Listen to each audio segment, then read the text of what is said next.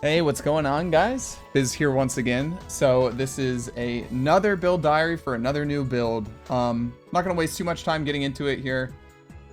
Physics Scythe, because Physics Reaper is a character that I already have that exists. So Physics Scythe, and as you can see, it's a Summon Reaper build on an Occultist. So forgive me, we're doing a T1 map showcase simply because the character just got to maps. I leveled the character yesterday, did a bunch of theory crafting with it, just got it to maps, and then was spending time farming terrace because I need more porcupines, but not going to do a terrace because the last boss takes forever. So there's a lot of really interesting parts, like kind of at work in the build. Obviously, I don't go through any of that while I'm doing the map showcase. But I'll just kind of like, you know, run through here, let you guys see how it works. I just woke up, so if I play poorly, you know, forgive me.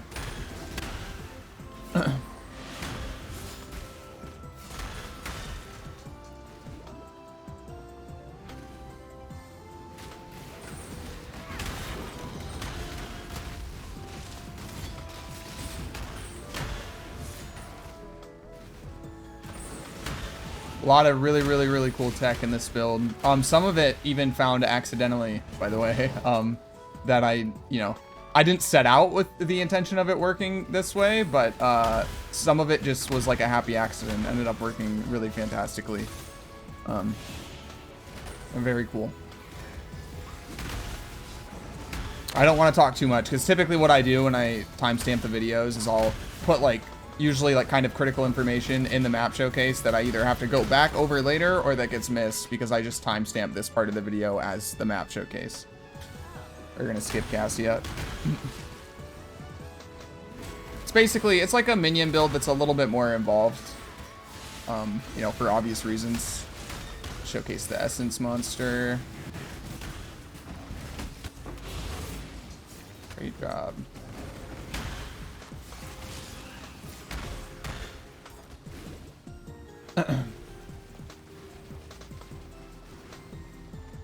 When I'm ready and not before. And we haven't done Final Lab yet either. Not that Final Lab is huge on this build, but it's a small difference. Keep forgetting to keep my Divine Blessing up. All right, get me out of here. So, let's talk about it. Summon Reaper on an Occultist. This is not a super new idea. So back when 3.15 came out and Summon Reaper was released as a gem, I played this ad nauseum. I played it on Guardian, I played it on Necro a few times, I played it on Occultist twice. I was trying to find something that would make it feel good to play. I don't remember if this was before the buffs or after the buffs because they did buff it mid-league. That being said, there was always a lot of issues with this skill. Like, it was really hard to get something that felt cohesive and wasn't like incredibly clunky and whatnot, but I was able to throw together something that I think is really cool, pretty unique. There's not a lot of people that play this skill at all, but from what I glanced at, because no one's playing this basically anywhere except for Softcore Trade, there were like 10 characters on the ladder, maybe less. Most of them are playing Jug. Due to, I think Previ is kind of leading the charge on that. The one who originally made like the Bleed Reaper build back in 3.15, if I'm remembering correctly. Anyway, so we are playing an Occultist. So first off, I'm going to break down the idea of the build and why I thought it would be good and why I decided to revisit it. And that is simply because there have been a lot of like subtle changes to like indirect buffs, I would say, to this build over the past few patches. Now, things like last league, we get the minion jewels, which can guarantee bleed, which I'm not at guaranteed bleed, by the way, right now. If Volna is not up, I'm at like, I don't know, like 80% chance to bleed. And if Volna is up, I'm at 97% chance to bleed. And I am amazed at how often that 3% still gets me. Simply because my jewels aren't rolled well enough yet. You can see that I'm using super trash jewels. That bleed chance roll can roll between 10 and 15%, and I just have 2 bottom roll jewels. I should only need, with Volna up, I should only need 2 jewels with moderate rolls to cap the bleed chance. Anyway, so basically, you know, it's gotten buffed indirectly. We are able to guarantee bleed now, which is huge. And on top of that, this league, there were massive buffs to curses, as you might be aware.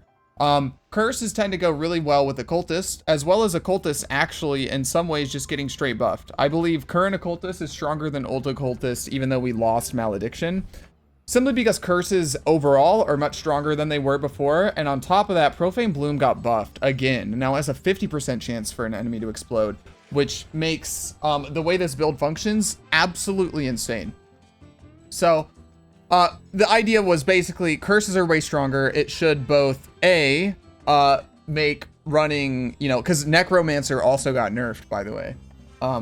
Should make running Occultist a lot better because you get a lot more damage from your curses, but it should also make Occultist a lot better because you also get a lot more damage reduction from running curses, defensive curses. Things like Enfeeble and Temp Chains are magnitude stronger than they were in previous patches, so they're, in my opinion, probably worth running again if you're playing an Occultist. They're very, very strong.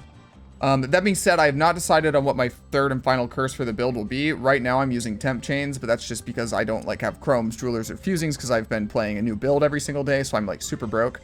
And that was just the socket colors I landed on, so I'm using Temp Chains. Undecided on if I want to use Punishment or Temp Chains. That will flip-flop. I'll be testing both out and see how it feels. Anyway, so yeah, the core of the build, Occultist, with some additional changes also. So we're using a Devouring Diadem, and this is very important for the build. This allows us to fit in all the auras we need, but also it gives us Eldritch Battery and stuff like that for free, which is really good, right? So, and you know, the Feast of Flesh, also super good. This is important because I ended up fitting Mind Over Matter into the build. Why Mind Over Matter, you might think? Well, you can see that I have 150 of my mana not reserved. We have all of our auras already online. If I pop Malevolence right now, I recharge fairly quickly. However, there's a few things to note. Feast of Flesh is not active. There's no corpses around me. And we actually go Vile Bastion. Now, there was a big argument, like when I was PoBing this the other day, there's a big argument between Withering Presence and Vile Bastion. And it's like, well, Withering Presence will give your Profane Blooms a lot more damage, which I don't think we need, as you can see, for obvious reasons. Everything dies anyway. 60% Chaos Res, which eases gearing a lot. And then Hindered, being inflicted on nearby enemies, reduces the damage over time they inflict on you by 15%, which is good. 15% less dot damage is pretty good. However, when we think about fitting in Vile Bastion, we get the increased recharge rate of ES here, and then Vile Bastion itself is a flat 40 ES regen per second. Now, when we pair that with the Beltcraft for regenning 150 flat ES per second while a rare unique is nearby, we regen really powerfully, as well as 2% of our ES regen every second for each enemy we kill via Profane Bloom or our minions kill, up to 10%. So an additional 10% ES regen there, and we're stun immune. So very, very strong actually defensively. So it means we can run a, you know, Divine Blessing Malevolence with no inspiration, mind you, no inspiration at all, and it will instantly top off while mapping, while bossing or anything. When you're near a essence monster, any rare monster, you get an additional 150 regen, which is like, you know, 3 times faster than this. So you can sustain Mom. Now, some people are going to be like, well, your ratios are off. If Mom is 40% and you've got 3.6k life and like 1.1k, you know, 1.1k ES mana, your Mom ratio is off. I don't care about getting one-shotted. It's simply a buffer to increase, like it's a defensive layer, right? I don't care about having proper ratios. I care about sustain. It will reduce the damage I take and it won't bottom me out. That's all that's important. If I get completely bottomed out here, I'm probably dead to a one-shot anyway, so it doesn't really matter. So that is kind of like the idea behind the build. We get to use Mind Over Matter, which kind of helps a little bit with, you know, using a bow. We get a bunch of defensive layers from all the curses we're stacking and Mind Over Matter and stuff like that. You'll also notice that I have an endurance charge because of kind of like ease of gearing is what I want to say. I have just endurance charge crafted on my PoB for all 3 slots. Amulet and both rings will have a open suffix, I believe. Yeah, open suffix for +1 to minimum endurance charges, which will give us our endurance charge generation, if anybody's curious how we're getting this. So, that is kind of the idea behind the build. Now let's kind of get into the passive tree, and there's some really cool mechanics going on here that are really insane that kind of facilitate this playstyle that did not previously exist, and what makes it different from probably like previous iterations of people, including me, attempting to do something similar to this in the past. So for the tree, for the most part, I just have this taken because I needed 3% cold res to cap my resistances. Tree for the most part is you're going left over here, you're grabbing minion nodes, and go down here for accuracy. We need 1 jewel socket on the tree minimum to get bleed cap, because we're using 1 in a Stygian Vise and 1 on the tree. I know a lot of people on softcore love Darkness Enthroned. I don't really feel comfortable using that belt in hardcore, but something you could definitely do if you played softcore. We path through combat stamina because we want to come down for Grave Pact anyway, but combat stamina gives us a ton of armor, which is really good. It gives us life regen, and then we also get the armor mastery for determination mana reservation efficiency. After that, we path up through sacrifice. We get the minion defense mastery. Minions leech damages life. I'm also going to be taking minions have +8 to all max res. I just haven't grabbed this node yet, which I'm on the way for, Grave Intentions. Pathing through spiritual command, increases and reductions to minion attack speed also affect you. That's really good because it means that our ensnaring arrow comes out very fast. And then pathing upwards, we go through purity of flesh, grabbing the life masteries as you always do with flat 50 life and 10% increased max life. Going down through sovereignty for our mana reservation and aura effect, and then we path righteous army, redemption, and spiritual aid. Why spiritual aid? I'm sure a lot of people are going to ask this. Increases and reductions to minion damage also affect you. Obviously, we don't deal damage ourselves. Like ensnaring arrow, I'm keeping it at level 1. But Profane Bloom is our damage, and getting generic damage increases will increase the damage of Profane Bloom. So with the, you know, hundreds and hundreds of percents of increased minion damage that we have on the tree and on our equipment, that is increasing the damage of our Profane Bloom explosions. That's why you take spiritual aid. So yeah, this is just a bunch of minion damage, attack, cast speed. So I actually decided, instead of pathing the short way and saving 1 passive point through the minion damage up here, for now I wanted to take these 2 small notables for the increased attack and cast speed on minions. If I feel like I don't need that later on, I will unspec this and just top it off through the top of the tree like people normally do and save a passive point, but undecided. I have not grabbed Devotion yet, but obviously I will be grabbing that. It's a 2-pointer. More aura effect is always good, and we go down for Resolute Technique to ensure that our ensnaring arrow is always hitting, and thus applying our curse on hit setup. Like I said before, Mind Over Matter. Enduring Bond is great. It increases the duration of your phantasms. Not that you'll probably need it, but the 30% increased damage if you use a minion skill recently is huge. And then our offense masteries are accuracy rating on minions and AoE on minions. Those are the only 2 we really care about. We don't use offerings in the build. Pathing up Lord of the Dead is just, you know, it's minion life, minion damage. Not a whole lot to say there. And then melding. Melding is really good with Devouring Diadem. The 3% of life is extra ES, means that as we scale our life up, because obviously this isn't our final life value, our ES will go up as well. There is the potential, I haven't POB'd it yet, but there is the potential of adding a Glorious Vanity to the build, though the tree would need to be slightly tweaked. And I'll get into that later of how we would do that and how we would fit that in. The tree is largely scalable, I would say. Maybe not the right word to use, but the tree is largely scalable due to kind of the freedom we're allowed based on what gear we currently have. So the base tree that I have set up is just really to get the ground base work, and then once you get gear, you can change it a lot. Anyway, so right now we're pathing up for Grave Intentions. It gives your minions a bunch of life. It gives that 20% of life is max ES, which is really good. Bunch of chaos res. And then our second defense mastery, which will allow us to grab the max res. Pathing up from there, we go through Written in Blood. The reason we don't path through the top side up here is because we need this passive point here anyway, because we will be grabbing Instinct as well. We just haven't started pathing for spell suppression yet, but we do grab Instinct as well. Through Written in Blood, Influence as you do. It's another, you know, mana reservation aura node. And then path up Whispers of Doom with, you know, the mana reservation efficiency side. Now, I really wish that pathing through the outside did not result in losing 1 passive point. It costs 1 passive point more. Otherwise, Curse Duration or AoE of curses probably would have been the go-to, but the fact that it costs an extra point just means we go through mana reservation. So we get a little bit of extra mana buffer, which is, you know, not bad.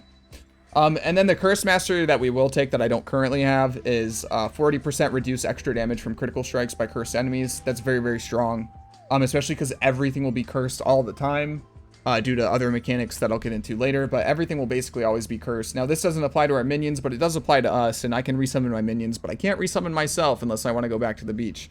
So 40% reduced damage from crits is really, really nice. And then from there, we will path down for Blood Drinker. Recover life on kill is great sustain while mapping, but obviously we just want more life. And then further down from there, we path for Inveterate. So this is an extra three travel nodes past Blood Drinker to get to Inveterate, and then 4 passives itself. So this is what I was talking about when I said scalability.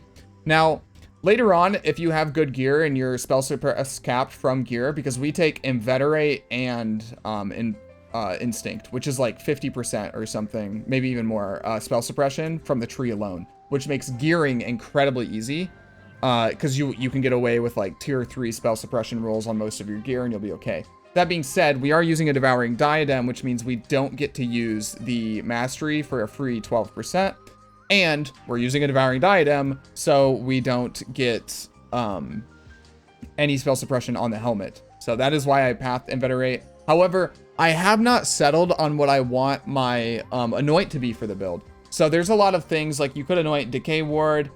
This is really cheap, a super easy early game anoint that will give your minions early survivability. A lot of it comes down to me feeling it out of how, like I haven't played a lot of minion builds since last league.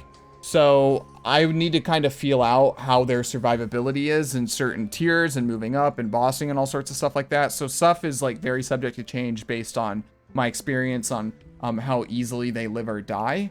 That will cause changes to the tree to take place. But like early on, something like a Decay Ward or something you can anoint. I toyed with the idea of Ravenous Horde. I originally tried to fit this in my pathing, but it's a little bit out of the way. It's hard to justify.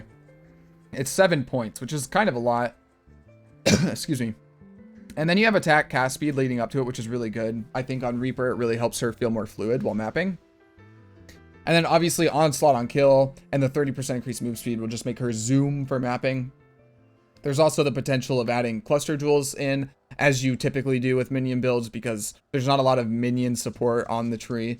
Not a lot of minion damage nodes, as you can tell. Most of our nodes go towards, you know, survivability, curses, and stuff like that. However, I think this is a little bit remedied by playing Occultist, because we can scale curses, and that will scale our damage as well, instead of needing to ride purely on, you know, minion damage and stuff like that. However, like I said before, subject to change. There may be things that, you know, take place, because fitting in, you know, like a cluster jewel setup here or something for minion damage, because we already have to path down here for Resolute Technique anyway. There's a lot of stuff we can do. I'm not decided yet.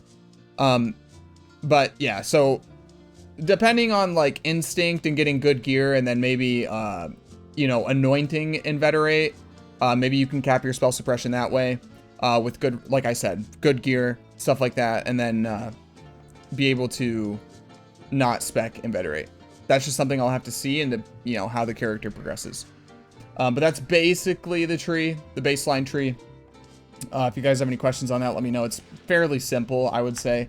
Nothing too crazy going on there. Now let's go into the links, because this is where things get really interesting.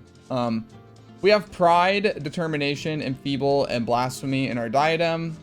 I'm using 1 Unset Ring to fit Convocation in. In our boots, Flame Dash, War Banner, Molten Shell, Cast when Damage Taken, just typical stuff. In our gloves, Summon Holy Relic with Feeding Frenzy support, Malevolence, and Divine Blessing. Summon Reaper, Summon Phantasm, Swift Affliction, Melee Fizz, and Minion Damage. Now this is not the endgame link setup. It's simply because, like I said, I'm out of chromes and stuff. I had a green, so I put in Swift Affliction. However, this is where some interesting stuff in terms of mechanics comes in, but I will explain that once I'm finished with the other things, okay? there's going to be another tidbit here with that as well. Hex Touch support, Hexbloom support, Temp Chains, Vulnerability, GMP, Ensnaring Arrow. So every time we shoot Ensnaring Arrow, we will get 2 curses on hit, and then we have Enfeebled in our Blasphemy.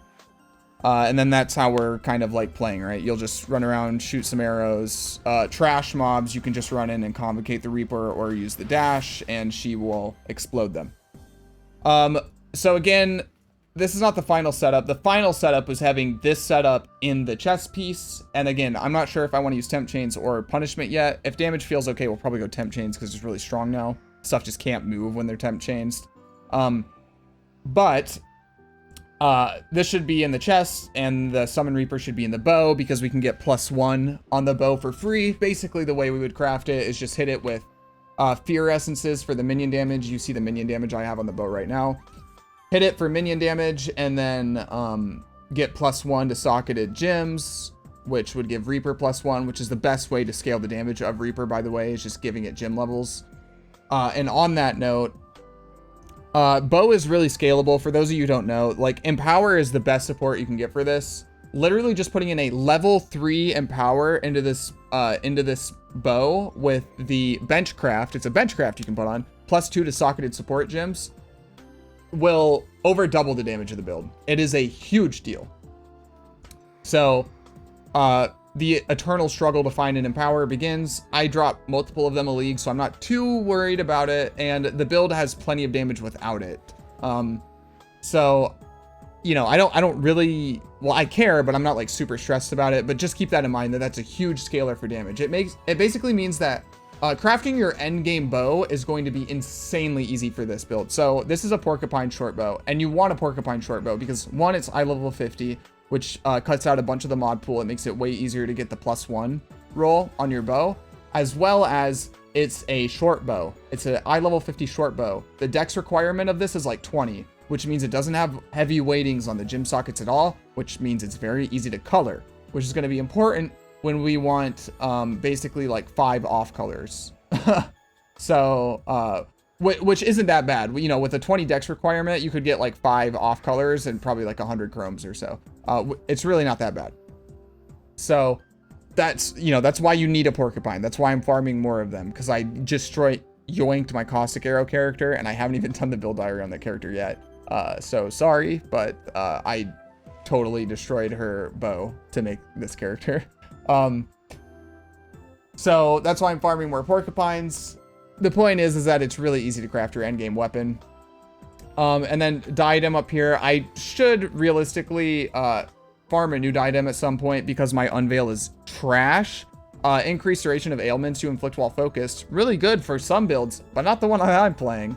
Yeah, we don't care about that at all. Realistically, you'd want to get just like a, you know, a chaos resistance hybrid craft on the Unveil. But, you know, that will come later on.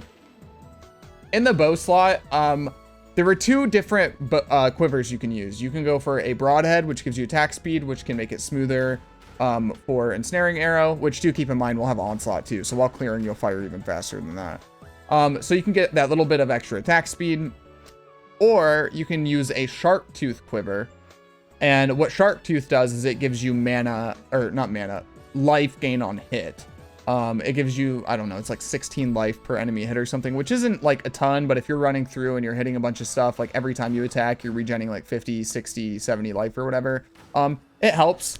Obviously nothing crazy, but it's like you don't care about any of the other quiver implicits. So you can get a little bit of attack speed or a little bit of life gain on hit. It's up to you, whatever you want to do, right?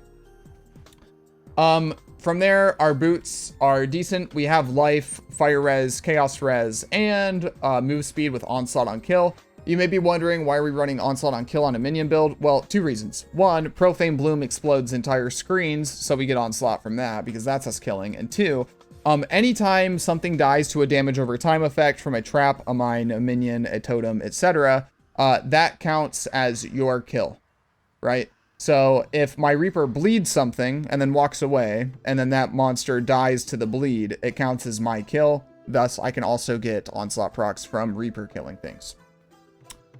Moving on from there, our belt is really, really not good, but it's got life and fire res, and then I just bench on my ES regen when near a unique enemy. These gloves, this is honestly really awful, considering I have fractured T1 life on these gloves. The fact that the really sad thing is their item level, right? That's really sad, because it means I'm not going to be able to get a good suppress roll on them. But T1 life, fractured on with cold res, and then a hybrid craft. All I did, just because I really needed cold res, all I did was alt spam this until I got a good cold res roll, and then reroll it. Very early game gear, as you can kind of see. And the chest piece, also complete dog water. It's 2 resist rolls and then bench crafted life. Like, really bad stuff here. Also noting that the ES roll on it's terrible. Past that, we have a bone ring.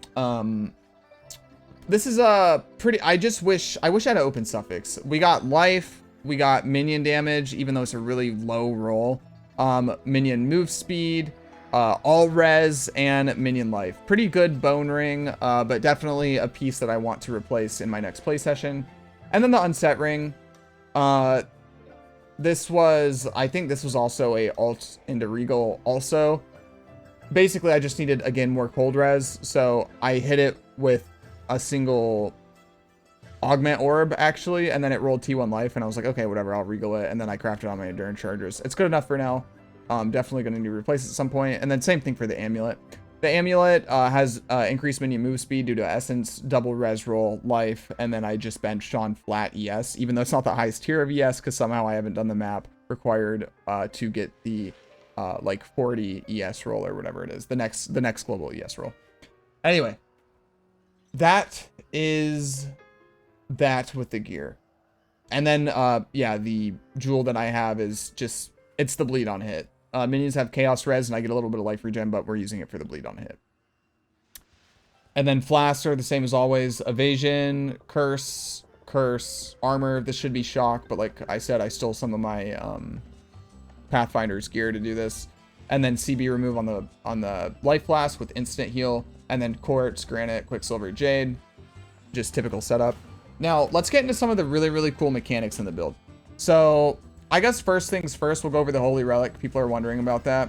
So for whatever reason, Holy Relic does not get eaten by Reaper. This is something that I've known for a long time, because this was something that was utilized a decent amount on Summon Reaper builds for people who are trying to make them work, like me, back in 3.15. There's a lot of like theories as to why Reaper doesn't eat it. Like, it could be that the eat like thing is a taunt, or like an attack, because to my knowledge, Holy Relic can't actually be targeted by monsters. It can die, but it's usually like to, you know, like AoEs and just like random damage that happens. I don't think monsters will specifically attack the Relic. You guys let me know if I'm wrong, but I think that's why it doesn't work. Is because it can't be targeted, and it's a targeted ability. But past that, we use Holy Relic, which will give us a good amount of life regen in the build, and then anytime we attack, Holy Relic is linked to Feeding Frenzy, so it will pulse, and that gives us Feeding Frenzy as well. So that is how I'm getting my Feeding Frenzy buff, and it also gives us, like I said, a bunch of life regen while mapping. As well as our minions, I guess, but it's mostly for me. So that's some cool tech. It won't get eaten no matter how long it's out. Now that does mean that when you're bossing, you don't have Feeding Frenzy. So I've toyed with 2 different ideas. One is that we just replace Holy Relic with Summon Skeletons while bossing, which means you'll lose a little bit of life regen while bossing, and you'll need to micromanage an extra button while bossing. Because Feeding Frenzy isn't that important. What is more important is that the Reaper has minions to eat, because when she eats, she gains a massive damage boost, right? Let me see. Does it say on here? Or is it only on the wiki page that it says? Yeah, I don't think it says here. But basically, when she eats a minion, she gets like a huge damage boost, and it heals her. Mostly the damage boost, though. We care about the damage boost. So we need minions for her to eat while bossing. So there's 2 things we can do. I think for now, what I'm going to do is what I currently have, which is just use Summon Phantasm on bossing. Now, this gets a lot harder when you actually have an Empower support. If you have an Empower support, it gets more difficult to justify this because you'd basically be dropping Predator support, which would be in the place of Swift Affliction right now, honestly. You'd have to drop Predator support. It's still like a 35% damage gain for the build, but a 35% damage gain versus like 110% damage gain, which is over double, obviously. Very different levels of damage. So realistically, endgame, if you have an Empower, what you'll do is probably just swap Relic out for Skeletons while bossing. But otherwise, if you're not bossing, I feel like it's worth it to just keep Relic in because it gives you more sustain. It's more sustain while mapping. It's a lot easier to keep up. You don't have to worry about micromanaging Skeletons and making sure they actually hit something to proc Feeding Frenzy. On top of that, you already have Summon Phantasms anyway. You want to map with that to help supplement clear. So there's no point to using them because she'll have food, right? But if you don't have an Empower, you can just keep Summon Phantasms in there and you still deal a ton of damage and everything's fine, really. But something to keep in mind nonetheless. Now, past that point, a big issue that Summon Reaper builds have always had is that you have to use a lot of buttons. You're like, okay, well, I need to manually curse with Vuln. I need to use Ensnaring Arrow.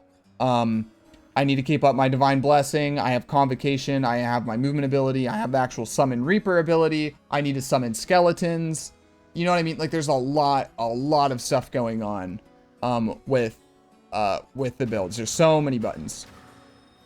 So, I decided to try to fit in a Hex Touch setup, which is Ensnaring Arrow, GMP, Vuln, Temp Chains, Hex Touch. Now, Hexbloom is the accidental miracle. So, I originally put this in the POB anyway, because I wanted to test it out and see how it felt. And then I played with it. And oh my god, is it beautiful with the way that it interacts with this skill. So, Hexbloom, if you guys don't know, it gains increased hex transfer range with gym levels, which means gym levels are actually really important for this. It makes it feel really good. But baseline, hexes from supported skills transfer to all enemies in a range of 30 when the hex enemy dies. I don't know how this does its calculations, but basically it does them very fast, basically instant, to the point where if I shoot a pack of mobs, right, I only shoot a few arrows, right, with GMP. Like, I shoot like 5 of these out or whatever it is, right? So there will only be a few monsters hit with vulnerability. However, if I tested this in Blood Aqueducts. If you curse some monsters with Hexbloom, and then, like, let's say there's an entire pack of monsters here, right? And Alva is the only monster that's cursed. If I am back here, and I Reaper Dash all the way through there, Alva will die. And it almost happens like instantly. It's really hard to explain, but basically during the dash, Alva gets hit first, and then Vuln will be on the entire pack, which means if only Alva's cursed, but there's a trillion monsters back here, you can just Reaper Dash like that, and everything Profane blooms. They all explode. The Vuln spreads like instantly. So while the dash is happening, basically, and this works for all of her other attacks as well, it's just most prevalent on the dash, I guess, that you would make the most use out of it. Is basically, you don't need, like, I can just shoot this into a pack of monsters, and then she can run in and hit something, and then everything is vulnerability anyway. It is so smooth. I don't even know how to describe how unbelievably smooth it feels and how cool it was when I discovered this. So basically, it removes the need to self-cast Curse for that huge AoE, because one thing I was concerned about is like, okay, well, if this doesn't work, you know, how I'm hoping it'll work, like, I still have a Blasphemy and Feeble, but my bleed chance won't be capped and stuff like that. So if, like, there's a rare monster in the middle of a huge pack of monsters, it's going to be awkward to hit it with Vuln, because I need the bleed chance from Vuln, right? On tankier stuff to make sure I don't waste the, you know, the ultimate ability and it doesn't bleed. But this is huge. This is a core component to the build that makes it unbelievably smooth to play, and it is a massive enabler, I think, for playing the build. Now, I'm assuming that for people who play this on other Ascendancies, and you would use an Asenoth's, right? The gloves that proc temp chains on hit. If you used Hexbloom and stuff with a curse, you know, something like that, and you don't need explosions from Occultist, it would work similarly. just you would be self-casting Vuln as well. So you would have another button to press because Ensnaring Arrow and your Vuln would be separate buttons. But yeah, I mean, I don't even know how to describe how good it is. It's huge. I mean, you guys could see it while mapping, right? I would just like ultimate dash through the strand, and then it's like the next 2 screens would pop. The chaining mechanic behind Hexbloom is amazing. It works incredibly well with Profane Bloom, and it works incredibly well with Summon Reaper. And you put the 2 together, and it's just it makes mapping on a Summon Reaper build not only like bearable, but good and fun and enjoyable. And I've been having a bunch of fun mapping on it, and it doesn't feel like I'm shooting myself in the foot by playing it, which is never something I've even thought I'd be able to say about this skill, because GGG has effectively ignored it since they put it in the game, right? It fixes so many glaring flaws with this skill that it's just huge. It's amazing. I cannot give it enough praise how fun it is. I really can't. It's awesome. I know I've been talking about it for a long time. But yeah, that's basically like the core really big mechanic behind Hexbloom and how it works. I hope I kind of did it justice. It's one of those things where it's hard to describe. If you go back and you look at the map showcase, you'll definitely see what I mean. But aside from that, you just have to maybe play it yourself and see how it is. So I think that's everything. We went over the passive tree. We went over everything here. I guess the lab ascendancy, if you really need, is Profane Bloom into Unholy Authority. I totally didn't even catch they renamed this until yesterday. And then Vile Bastion. Our final lab is going to be Void Beacon, because Forbidden Power doesn't give us anything. We don't have power charges anyway. And yeah, reduce 100% life regen actually isn't that bad of a thing in this patch, because some monsters have cracked regen. It also means you don't have to care about killing stuff on consecrated ground in like Maven Arena or the map mod. So it's nice. It's not crazy, but it's nice. Getting the extra chaos damage gives us Profane Bloom damage, and the 6% ES is cool for the travel node. And that's pretty much it there. The first 3 ascendancies are the big ones, and the last one is just kind of it's okay. But yeah, that's everything I got for you guys. I don't think there is anything else to really go over. That's pretty much it. Yeah. I think that's it. I think we're done. I hope this was cool for you guys. That felt fast to me. That felt fast. Anyway, I hope this was cool. This was very, very fun. As soon as this video goes up on YouTube, I'll be playing this over on Twitch Live. If you want more, you know, to see it in action more, if you have questions about the build or whatever, you want to talk about it, or any of the other builds I've done, or just whatever. So I will be live on Twitch as soon as this video goes up. Aside from that, if you like the video, leave me a thumbs up. If you didn't like the video, feel free to leave me a thumbs down. Tell me what you think I can do better. If you want to support me or just be notified when I upload videos to the channel, feel free to subscribe. It's free. And then, you know, typical plugs on Twitch, on Twitter, join my Discord for 24/7 build help whenever I am awake and able. None of that costs anything. It's just there. And if you want to, you know, to hang out with my community and talk about PoE stuff and other video games. And I'm going to leave you guys with that. Thanks a bunch. Appreciate you. And I hope you guys have a good one. Happy holidays. You'll definitely get another video before Christmas happens, but happy holidays. I'll see you guys in the next one. Stay safe. Peace.